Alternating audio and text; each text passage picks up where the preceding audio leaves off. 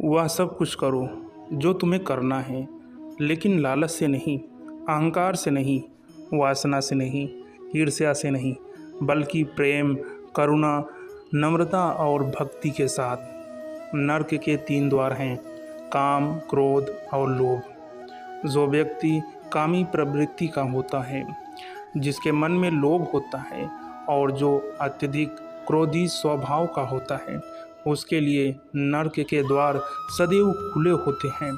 अर्थात ऐसे व्यक्ति को तो सिर्फ नरक में ही जगह मिलती है। मैं ही सृष्टि का आदि, मध्य और अंत हूँ। भगवान श्री कृष्ण ही इस सृष्टि के पालनहार हैं। वही इस संसार की शुरुआत थे, वही मध्य और वही अंत होंगे।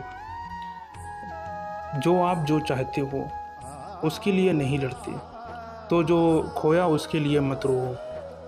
मनुष्य सब कुछ चाहता है, पर सब कुछ उसे नहीं मिल सकता। आपको जो मिला है उसके लिए पश्चाताप मत करो, और जो आपसे अलग हो गया उसके लिए निराश भी मत हो। मैं सभी प्राणियों के हृदय में स्थित आत्मा हूँ। मैं सभी प्राणियों का आदि, मध्य और अंत भी हूँ।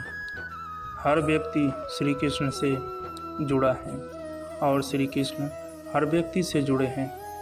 वही हमारे आदि, मध्य और अंत हैं। ठंड या गर्मी, सुख या दर्द का अनुभव करें। ये अनुभव क्षणभंगुर है। वो आते हैं और जाते हैं, उन्हें धैर्यपूर्वक सहन करें। समय एक सा नहीं रहता। आज दुख है तो कल सुख भी आएंगे, और सुख के बाद दुख भी आना स्वाभाविक है। आपको पूरे धैर्य और श्री कृष्ण पर विश्वास के साथ अपना जीवन निर्वाह करना चाहिए। जो कुछ भी है वो वर्तमान में है, जो बीत गया वो नहीं आएगा, और जो आने वाला है उसकी चिंता नहीं, बल्कि खुले हाथों से इसका स्वागत करें। भ्रम और संदेह से परे जब आप भगवान से प्यार करते हैं तो आप हर चीज़ से प्यार करते हैं। मन उन लोगों के लिए दुश्मन की तरह काम करता है जो इसे नियंत्रित नहीं करते, और जिसने अपने मन को जीत लिया उसके लिए मन सबसे अच्छा मित्र है। क्रोध में इंसान भ्रमित हो जाता है और भ्रम से बुद्धि व्यग्र हो जाती है, और अपने गलत फैसले के चलते उसका पतन शुरू हो जाता है। जो कर्म में अकर्म देखता है और अकर्म में कर्म देखता है, वह मनुष्यों में बुद्धिमान होता है। आप केवल कर्म के हकदार हैं, उसके फल के कभी नहीं। मनुष्य अपने विश्वास से निर्मित होता है। जैसा वह मानता है वैसा ही वह है। आत्मा विनाश से परे है। कोई भी उस आत्मा का अंत नहीं कर सकता जो अनंत है। खुशी मन की एक ही अवस्था है जिसका बाहरी दुनिया से कोई लेना देना नहीं है। यांत्रिक अभ्यास से बेहतर है ज्ञान, और ज्ञान से बेहतर है ध्यान। कोई भी व्यक्ति जो अच्छा काम करता है उसका कभी भी बुरा अंत नहीं होगा, चाहे यहाँ या आने वाले संसार में। अपने भीतर पीछे मुड़कर मैं बार बार रचना करता हूँ। जिनके मन और आत्मा में सामंजस्य है, जो इच्छा और क्रोध से मुक्त है, जो अपनी आत्मा को जानते हैं, उनके साथ ईश्वर की शांति है। हम वही देखते हैं जो हम हैं, और हम वही हैं जो हम देखते हैं। जो हुआ अच्छा हुआ, जो भी हो रहा है वो अच्छा ही हो रहा है, और जो होगा वो अच्छा ही होगा। बुरे कर्म करने नहीं पड़ते, हो जाते हैं, और अच्छे कर्म होते नहीं, करने पड़ते हैं। क्या गया तुम्हारा जो तुम रोते हो? तुम इस संसार में क्या लाए हो जो तुमने खो दिया? तुमने क्या पैदा किया जो खो दिया? क्योंकि तुमने जो भी लिया यहीं से तो लिया, जो भी दिया यहीं पर दिया। आज जिसे तुम अपना कह रहे हो कल किसी और का था और परसों किसी और का होगा। फिर क्यों रोते हो? परिवर्तन ही इस संसार का नियम है।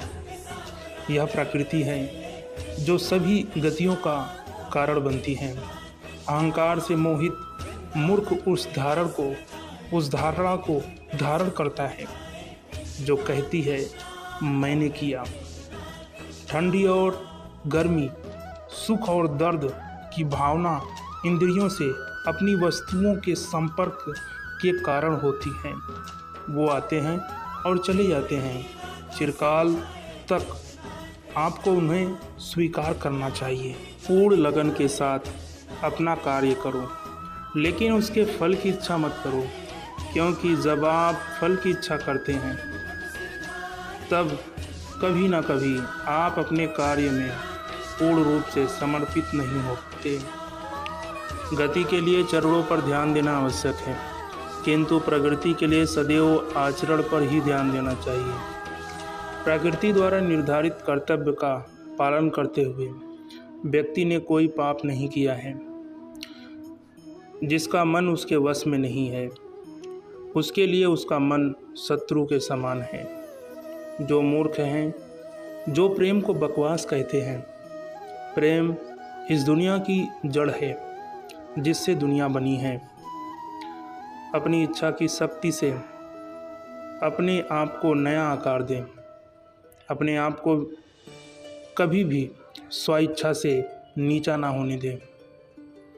बुद्धिमान अपनी चेतना को एकीकृत करते हैं और कर्म के फल के प्रति आसक्ति को त्याग देते हैं। मनुष्य अपने विश्वास से निर्मित होता है। जैसा वो विश्वास करता है वैसा वो बन जाता है। कर्म का वास्तविक लक्ष्य आत्मा का ज्ञान है। हम जो कुछ भी हैं वह हमने जो सोचा है उसका परिणाम है। हम अपने विचारों से बने हैं, हम अपने विचारों से ढाले जाते हैं।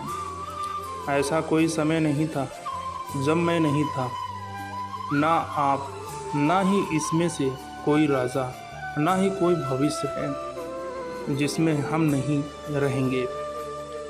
आप परिपक्व लोग सोचते हैं कि ज्ञान और क्रिया अलग अलग है, लेकिन बुद्धिमान उन्हें एक ही मानते हैं। जिस प्रकार इस शरीर में रहने वाला बचपन, युवावस्था और वृद्धावस्था से गुजरता है, उसी प्रकार मृत्यु के समय वह केवल दूसरे प्रकार के शरीर में प्रवेश करता है। बुद्धिमान इसके बहकावे में नहीं आते। न यह शरीर तुम्हारा है और न तुम इस शरीर के। यह शरीर तो अग्नि, जल, वायु, पृथ्वी, आकाश से बना है और इसी में मिल जाएगा। परंतु आत्मा स्थिर है। फिर तुम क्या हो? तुम अपने आप को मुझे अर्पित करो। यही सबसे उत्तम सहारा है। जो इसके सहारे को जानता है वह भय, चिंता, शोक से सर्वदा मुक्त रहता है। जो कर्म में अकर्म देखता है और अकर्म में कर्म देखता है वह चतुर है। इच्छाओं में कमी ही सुख की कुंजी है। आप बुराई से कुछ समय के लिए बच सकते हो, लेकिन बुराई तो तुम्हें हजारों के भीड़ में ढूंढ लेगी। जैसे गायों की झुंड में बछिया अपने माँ को ढूंढ लेती है। सभी जीवों का निर्माता मैं हूँ। किसी जीव को कष्ट देकर तुम मुझे खुश कैसे देख सकते हो? कृष्ण का सेवक बनकर ही जीवन सफल होता है। चिंता नहीं, चिंतन करो। घमंड व्यक्ति को ले डूबता है। मैं विधाता होकर भी विधि के विधान को टाल नहीं सकता। मन सफ़ेद कपड़ा है, इसे जिस रंग में डुबोगे वही रंग चढ़ जाएगा। जीवन में सुख ही सुख है। यदि हम आशाओं का त्याग कर दें, जीवन में आधे दुख का कारण आशाएं बड़ी होना है। जो व्यक्ति आपकी कद्र नहीं करता उसके साथ रहने से अच्छा है आप अकेले रहें। क्रोध की अवस्था में भ्रम जन्म लेता है। भ्रम बुद्धि को नष्ट कर देती है और बुद्धि के नष्ट होते ही व्यक्ति का पतन हो जाता है। मैं सभी प्राणियों को समान रूप से देखता हूँ। मेरे लिए कोई बड़ा छोटा अमीर गरीब नहीं है, ना कोई मुझे कम प्रिय है ना अधिक। लेकिन जो मेरे प्रेम पूर्वक आराधना करती हैं मैं सदैव उनका हूँ। बस दोस्तों, आज के लिए इतना ही। फिर मिलेंगे एक नए वीडियो में। वीडियो कैसी लगी कमेंट करें, लाइक करें, शेयर करें और चैनल को सब्सक्राइब ज़रूर करें। धन्यवाद।